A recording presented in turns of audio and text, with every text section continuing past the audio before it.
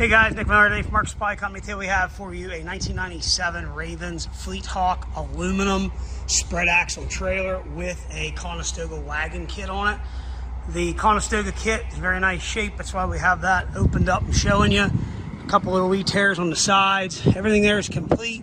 This trailer come out of service in May of this year. Come out of a friend of ours, dad's estate. He passed away and we're selling a trailer for him. The truck will be up for sale here very directly.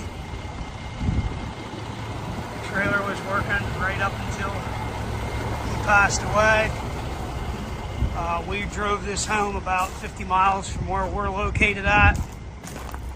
All aluminum wheels, center caps, got Alcoa wheels on it. They're in very nice shape. Side toolbox, LED lights. Has a Vango Conestoga kit. Brakes are good. Tires are actually in nice shape. Has a Dunnage rack. Landing gear's in good shape. We do have the title here to it.